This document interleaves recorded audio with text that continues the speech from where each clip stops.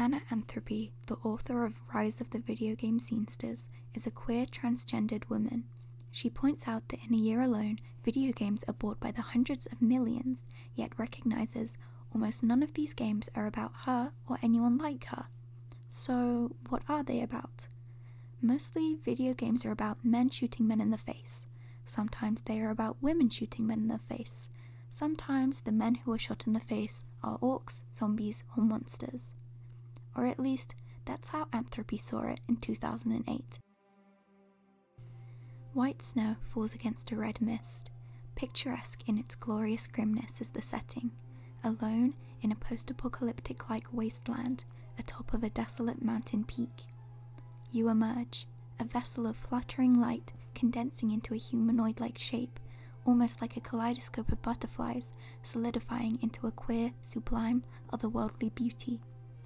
Shivering in the cold and wind, disorientated, heavy and weighed down, eerie whispers, voices overloading the senses, spirits soaring around you in a cacophony of noise. Who are you? Who are you? What have you become this time? You face trials and tribulations walking atop a lake, a nightmarish swarm-shaped vessel, glitching and re-emerging, surging and coalescing. It cries a distorted sound and torments with hostile glitching hums. The black shape swirls around you, cocooning you tightly and overwhelming the senses. Commissioned by Somerset House, the Cake and Art Collective released Morphogenic Angels, a futuristic transhuman love story, in 2023. The RPG, role-playing game, is set 1,000 years into a post-human future. We follow Yaku and Anamtul, the two central protagonists, while exploring our endless capacity for change and self-discovery in fantastical and unimaginable ways as the characters live and love through cycles of drastic evolution. The themes and ideas explored in Morphogenic Angels are nothing groundbreaking by themselves, however. In the film, Storytelling for Earthly Survival, released in 2016, we delve into Donna Haraway's mind, learning more intimately about her groundbreaking work on gender, cyborgs, animals, and post-colonialism. In the ending segment of the film, Haraway emphasizes an urgency in undoing the ways of living and dying, and provides an anecdote about a future involving symbiosis of humans and insects via morphological enhancements with stem cells. She expresses her desires to deconstruct heteronormative dynamics and find significance in re-evaluating what it means to be human on a damaged planet. The Cake and Art Collective expands on these themes, transforming academic manifestos into something accessible via visual storytelling. The medium of video games is theatrical, cinematic. The player is able to experience these visionary concepts more intimately. Transportation theory, coined in 2004 by Green, Brock, and Kaufman, denotes that media users immersed in mediated narratives are likely to develop a strong sense of connection or familiarity with those characters and their plights.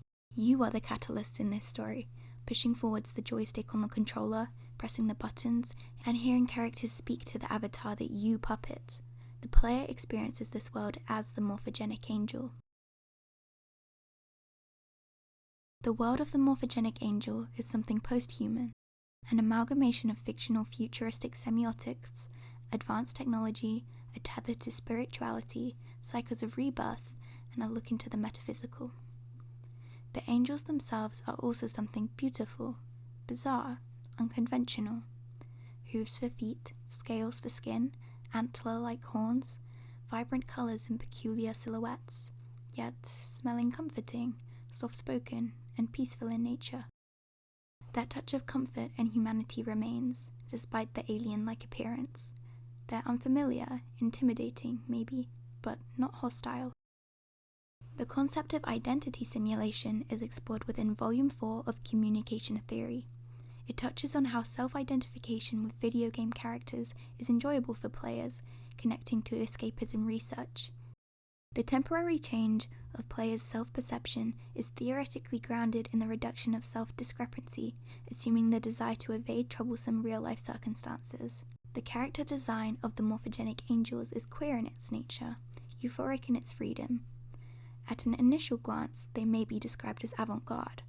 The concept of avatars and character design in video games gives the player the freedom to reinvent themselves, to escape any feelings of dysphoria and ascend to something uninhibited.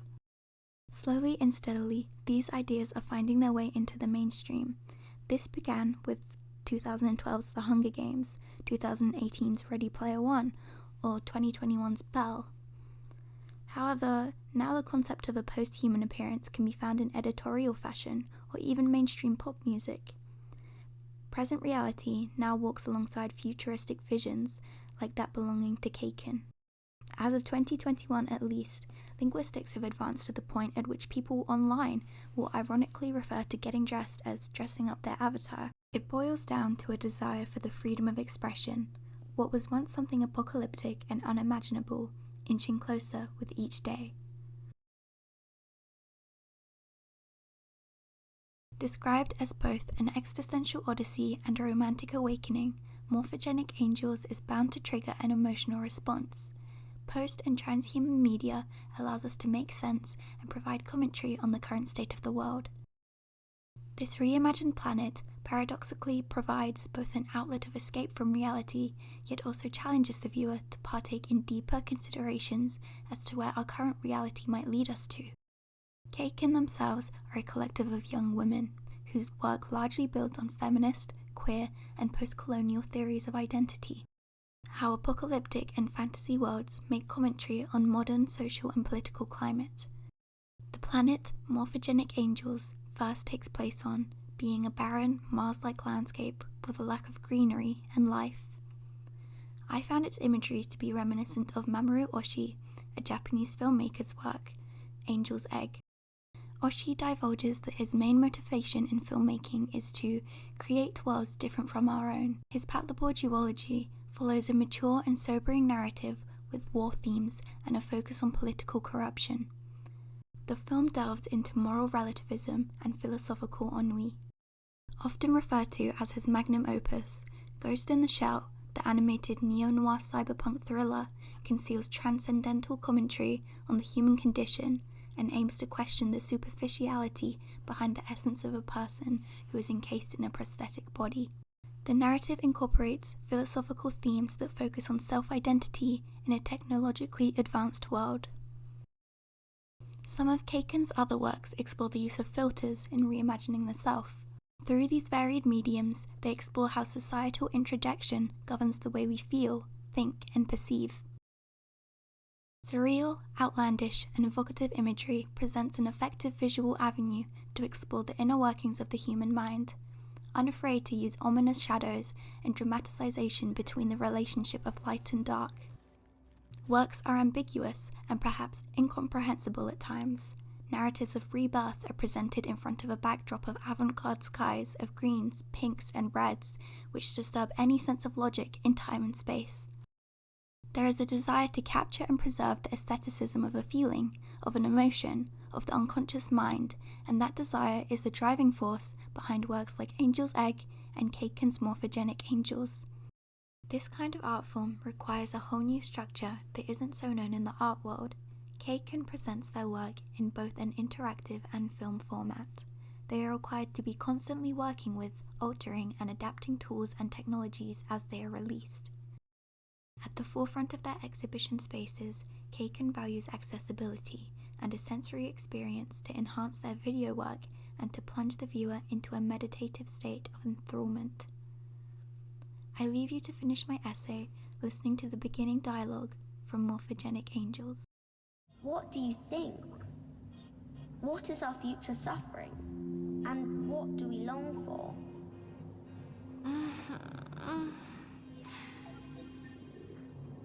No te preocupes. Acabas de evolucionar. Bueno, acabo de evolucionar. Acabo de evolucionar y he evolucionado muchas veces antes. Así es. Eres un ángel morfogénico. Estás programado para evolucionar tu conciencia con otras especies con el tiempo. Estás a punto de comenzar una nueva evolución. ¿Significa eso que ya no soy una niña? ¿Quién va a cuidarme?